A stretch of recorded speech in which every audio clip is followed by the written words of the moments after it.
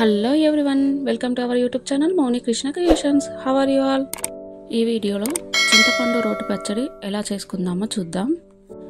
నోటికి ఏది తినబుద్ధి కానప్పుడు ఇలాంటి రోటి పచ్చళ్ళు చేసుకుంటే చాలా టేస్టీగా ఉంటాయి. తిన్నా కొద్దీ తినాలనిపిస్తుంది కదా. అలాంటి ఒక రోటి పచ్చడి ఈ వీడియోలో చూపించాను. ఈ వీడియో పూర్తిగా చూసి నచ్చితే తప్పకుండా like, share, subscribe and comment చేయడం మాత్రం మర్చిపోకండి. ఈ పచ్చడి కూడా మా అమ్మే చేసింది.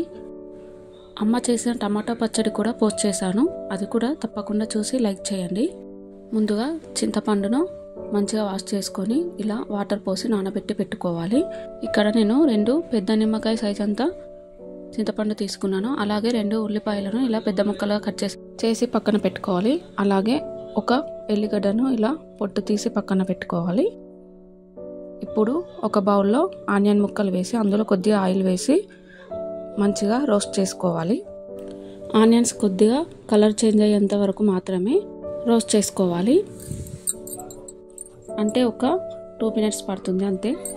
ఆనియన్స్ ఇలా కాగానే స్టవ్ ఆఫ్ చేసి ఒక బౌల్లో తీసి పక్కన పెట్టుకోవాలి. అలాగే రోట్లో ముందుగా 1 టీ స్పూన్ జీలకర్ర, పొట్టి తీసి పెట్టుకున్న వెల్లుల్లి రెబ్బలు వేసి కచ్చాపచ్చాగా దంచుకోవాలి. వీడియోలో చూపించిన విధంగా ఇంగ్రీడియంట్స్ని ఒకదాని తర్వాత ఒకటి యాడ్ చేసుకుంటూ వెళ్ళాలి. అప్పుడే ఈ పచ్చడికి టేస్ట్ బాగుంటుంది.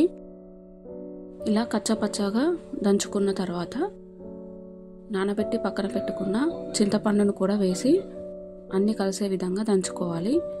చింతపండు వాటర్ని పారబోయొద్దు, అది కూడా యూజ్ అవుతుంది. లాస్ట్ వరకు చూస్తే మీకు కూడా అర్థమవుతుంది. ఇలా అన్నీ కలిసే విధంగా దంచుకున్న తర్వాత 1 టీ స్పూన్ ధనియా పౌడర్ కూడా వేసి మరొకసారి మంచిగా దంచుకోవాలి. తర్వాత ఇప్పుడు మనం రోస్ట్ చేసి పెట్టుకున్న ఆనియన్స్ని కూడా వేసి దంచుకోవాలి. ఇలా ఇంగ్రీడియంట్స్ అన్నీ ఒకదాని తర్వాత ఒకటి వేసుకుంటేనే ఈ పచ్చడికి టేస్ట్ అండి. తప్పకుండా ఇలానే వేసుకోవాలి.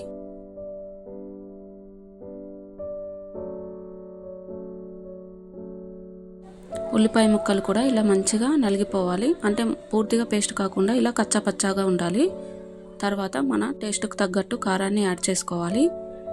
టేస్ట్కు తగ్గట్టు అంటే చింతపండు పులుపుదనాన్ని బట్టి కూడా కారంని ఎక్కువ తక్కువ అడ్జస్ట్ చేసుకోవచ్చు. కారం వేసి కూడా మరొకసారి దంచుకోవాలి.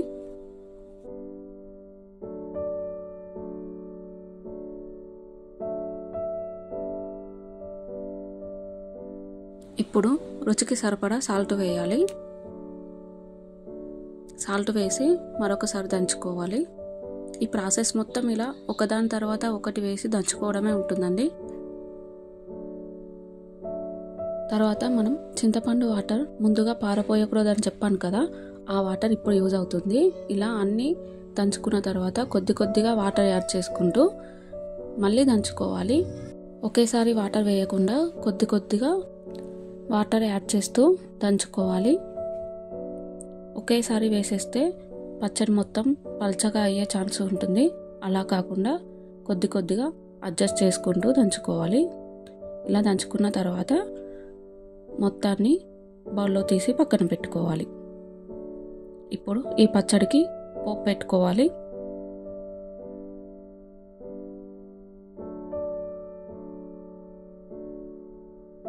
పోపు కోసం నువ్వులు, ఆవాలు, జీలకర్ర తీసుకోవాలి. స్టవ్ వెలిగించి స్టవ్ పైన బౌల్ పెట్టి పోపుకు సరిపడా ఆయిల్ వేసి ఆయిల్ మంచిగా వేడి కాగానే ఈ పోపు దినుసులను వేయాలి.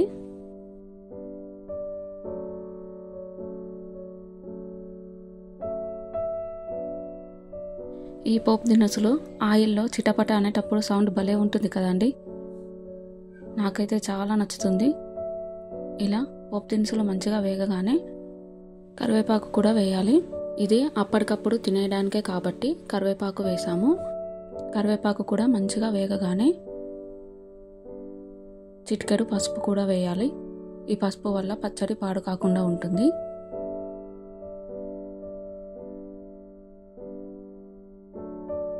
ఇవన్నీ మంచిగా వేగగానే ఇదే ఆయిల్లో మనం దంచి పెట్టుకున్న చింతపండు పచ్చడిని కూడా వేసి మంచిగా కలుపుకోవాలి. మొత్తం మా పోపు అంతా పచ్చడికి పట్టేలాగా కలుపుకోవాలి. అంతే. వేడి వేడి అన్నంలో ఈ పచ్చడిని సర్వ్ చేసుకొని తింటే ఏ కర్రీ అవసరం లేదండి, అంత టేస్టీగా ఉంటుంది. ఇది పప్పు పక్కన కూడా చాలా బాగుంటుంది. ఈ వీడియో నచ్చితే మీకు తప్పకుండా like, share, subscribe and comment చేయడం మాత్రం మర్చిపోకండి. Thank you all.